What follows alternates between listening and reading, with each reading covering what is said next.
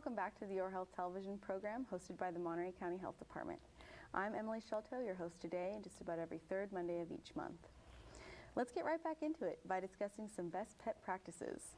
I'd like to welcome back my first guest to the program, Monterey County Animal Services Operations Manager, Ms. Kate Davis-Hill. Welcome back, Kate. Thank you. Thanks for coming back for round two. Yep. So let's talk about some best practices for your pet, responsible pet ownership, as you kind of alluded to in the first segment. Why should one spay or neuter their pet? Excuse me. Well, we talked about spay and neuter a bit when we're addressing responsible pet ownership as well as euthanasia. And right now, 2 to 4 million animals in the U.S. get euthanized on a yearly basis. So we're talking about a large population of animals, and it's pretty much common practice. It's kind of the common theme that spay and neuter will really help reduce that number, and we're always looking to do that. So obviously that's kind of our big pushing point when we're talking to people about it, especially when they're asking us, why would you euthanize? But the other thing is there's actually some added benefits beyond reducing that. There's some personal benefits that you can have from spay and neuter. And one of the main things is that there's a lot of reproductive cancers that happen in animals that aren't spayed and neutered. Testicular cancer, ovarian cancer, things like that. So by spaying and neutering your pet, you actually reduce the likelihood of those cancers happening and can extend their healthy lifespan. So you also see a lot of times a lot of behavioral benefits, especially if you neuter your males young. If you have a problem with the dog running at large and he's a male and he's intact, 9 times out of 10 he's just looking for the girls. So I like that, intact.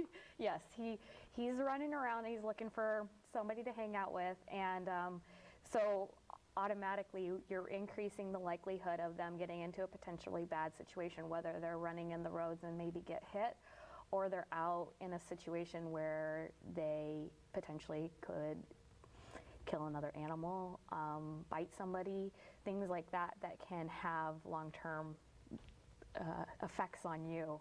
So, if it goes out and chases or kills livestock, then you end up going to court over those things generally. So neutering them helps reduce that. It doesn't fix it completely, but it takes away an element of potentially them wanting to get out of the yard and run at large. It also can reduce aggression in a lot of cases, especially if you do it early on, just because the reproductive cycle is that you fight for resources. And so by taking out a lot of those hormones that are really pushing an animal to do that, you're potentially reducing those behavioral problems that you see. So, as much as we're all about reducing euthanasia and doing that through spay and neuter programs, we also really want to let people know that it's very beneficial to them as an individual, not just as a collective group of owners in the U.S. That's interesting. I had no idea there was that many benefits to spay and neuter, and the consequences as well. It's not that, you could end up with more animals than you kind of bargained for, but also you're avoiding long-term health problems for them. You are behaviorally kind of corralling them into goodness for the rest of their lives. That's the first thing I thought you were going to say. My dog just chilled out completely after I cut him. It can really bring them down a level. And a lot of people, I think that there's also kind of an assumption that, I don't have a female dog, so it's not contributing to the problem of pet overpopulation. But like I said, those males run around, and I don't know how many people call and they have intact females that aren't running at large. It's the males that get into their yard somehow, and now you have a litter of puppies that weren't, or a litter of kittens that weren't planned. Yeah, and so it's not necessarily, it's not a female giving birth, but you are potentially contributing to the problem. So. Absolutely, and I would feel a lot worse about all those things than just having that lampshade over my dog's head for a few days. Yeah, I think that, and it is something, I think in terms of long-term benefits, I can't imagine my dog if he wasn't neutered. Oh, me neither. The beach would be a whole nother thing. I know. So I think it's a very beneficial thing, and obviously it is promoted by pretty much every animal welfare group in the U.S. as a means of reducing euthanasia and pet overpopulation. Excellent. And I just want to clarify, lampshade is probably not a technical term. So why should my pet go to regular veterinary appointments? Yeah, I think regular veterinary appointments are really important because it's just like us going to the doctor regularly. Sometimes we don't necessarily know something's wrong, and pets even more so. You know, we have a hard enough time sometimes describing pain levels or how we're feeling. Like, I don't know if I feel like I have a cold, but I'm feeling icky.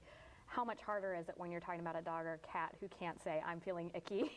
Yeah. So regular vet appointments are good because you create a baseline for behavior, for medical stats where you know what their temperature normally is, you know what their heart rate normally is, so that if there is something off about the animal, you're better able to maybe get a diagnosis instead of having that animal suffer.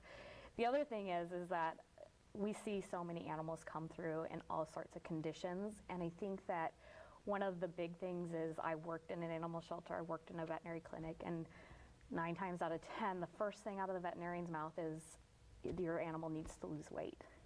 And Wow. regular veterinary appointments are a great way to track how your animal's doing.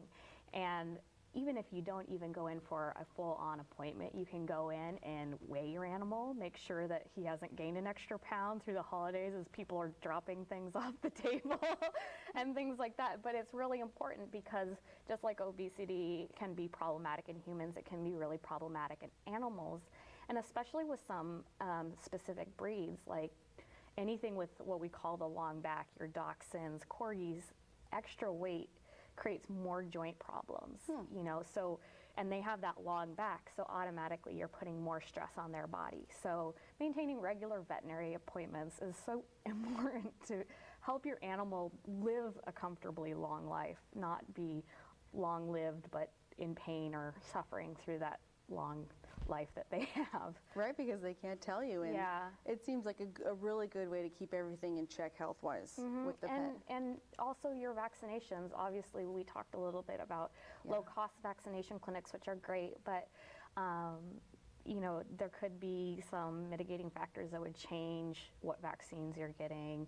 You know, if you're going to board your pet, you're going to get a different set of vaccines. Your vet's going to recommend a vaccine to basically prevent what we call kennel cough. So, because it's prevalent when you put animals all together in an area, just like how we all catch colds when it's wintertime and we're all shoved indoors. Right, so your vet will be able to know, you know, you'll have that dialogue. Your vet will know, what are you up to lately? Okay, oh, you're doing this, let's do this now. So just really having that relationship too. And, you know, then I think you feel better. You feel more in control of the situation, as well as, like I said, if something goes, you're like, he's just not acting right. Like, I know, I'm obviously pretty educated about my animal, but I know when he's off, and so trying to describe that to the vet when he's like, well, what are the symptoms? I'm like, I don't know, he's just acting weird, and it couldn't be something that's medical. So having that relationship where the vet says, oh yeah, I can see it because I see him every year or every 6 months or however often you go. So they can help pinpoint that issue, hopefully. Definitely, and I think, and that's I love going to the vet knowing that my dog clean bill of health, cool, check, check, and if it's not, let's fix it. Yeah, it definitely costs you less money also in the long run, because rather than letting a problem either become chronic where you have to just manage it, or so badly that now you have to euthanize.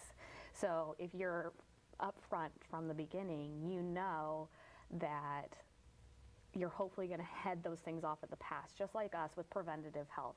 That's so much better than having to go in and get surgery on something or some awful treatment. And the bill is, oh no, and this is what could have been totally avoided. Yeah. So why, so 2 things. Why should I groom and exercise? We talked about the weight, the potential for obesity, just like in humans. So why groom and why exercise? Well, I think those are basic care items with an animal. Obviously, I brush my hair every day, I hope. Usually I do. But, you know, it's just one of those things that you shed everybody sheds a little bit, and so you want to make sure that you're promoting healthy hair growth. There are some dog and cat breeds that their hair just has more of a tendency to mat. And one of the things I tell people about regular grooming is with those kinds of breeds is those mats can get so tight and so bad, they'll actually start pulling the hair out. Or we've even seen cases where it creates open sores on the animal's skin because of how bad that hair is matting, because it builds up a large amount of dirt and moisture, so it creates just like this perfect environment for them to get some type of infection. So regular grooming is a really good idea. And it's not just even brushing your animal, it's checking their teeth, it's checking their ears. There's a lot of breeds that have ear problems. Cats get ear mites. There's a lot of retriever breeds that can have, and if it's not taken care of, significant damage long term because it hasn't been cared for.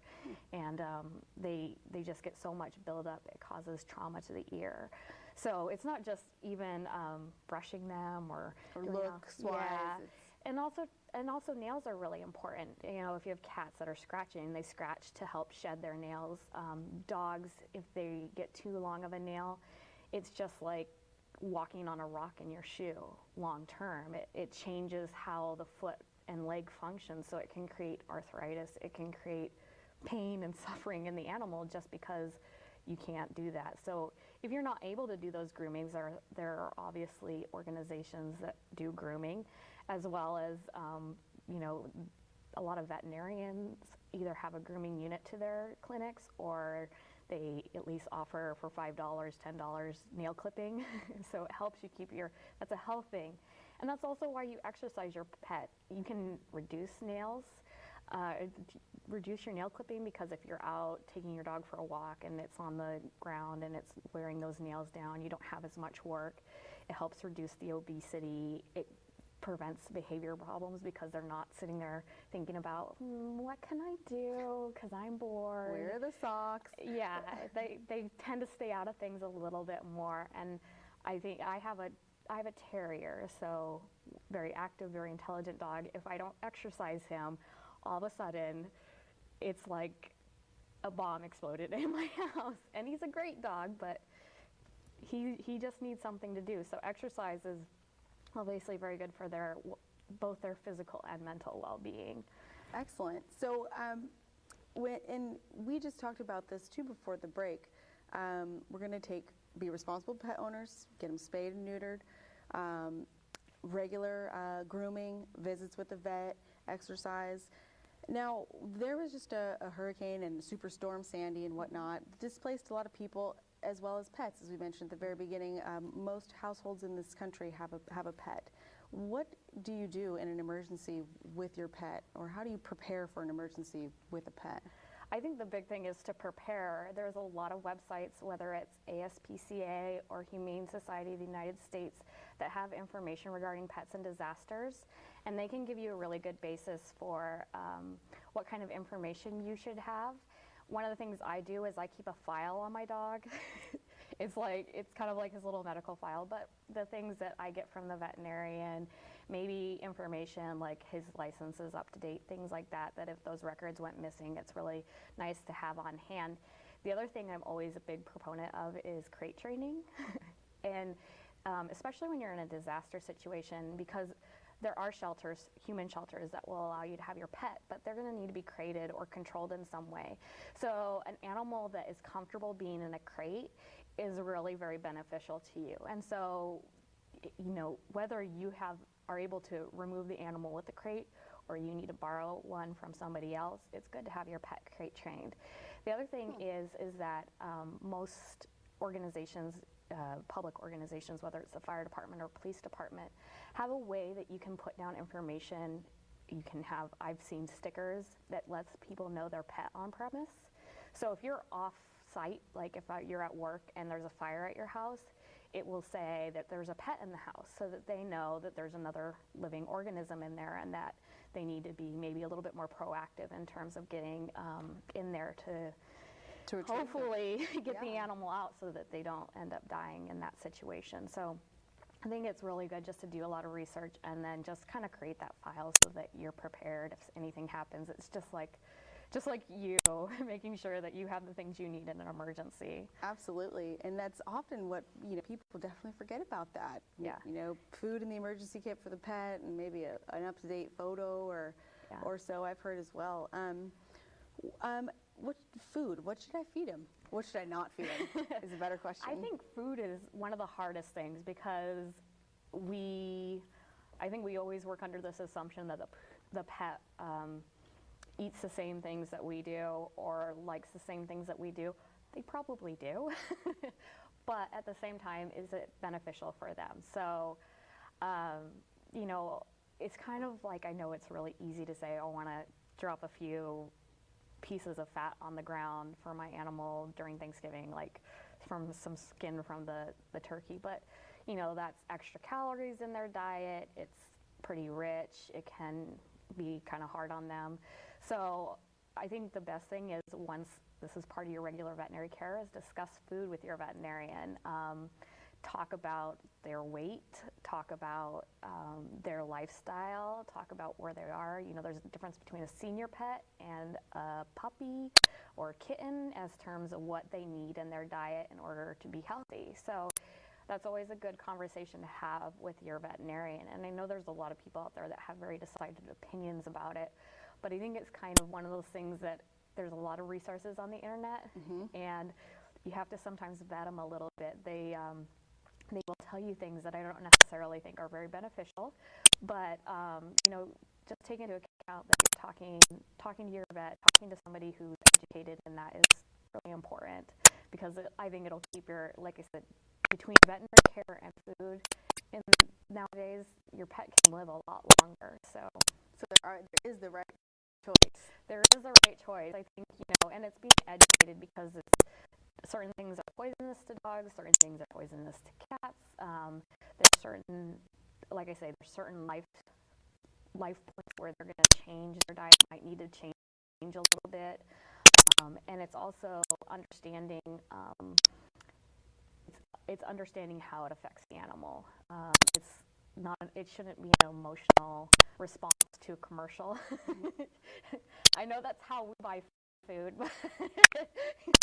but maybe if we take a step further and really research that in order to give our pets the best, I think is really important. Interesting.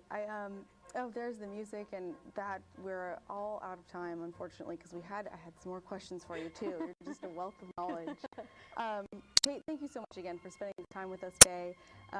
You're so busy, and everyone there at Monterey County Animal Services is, and we just really appreciate you taking the time to be here with us today. Thank you as well to my previous guest, Mr. Jesse Anaya. Ladies and gentlemen, go see Jesse at Monterey County Animal Services. He'll get you and your furry friend all set up for success. And while you're there, don't hesitate to lend your support by donating time and or money to ensure that all of the critical services you just heard about remain intact. No need to go home empty-handed either. I guarantee you'll make a nice friend that you will be really hard to leave behind. So www.mtyhd.org/pets for any more information. I'm Emily Sciolto, and I've been your host of today's Your Health television program.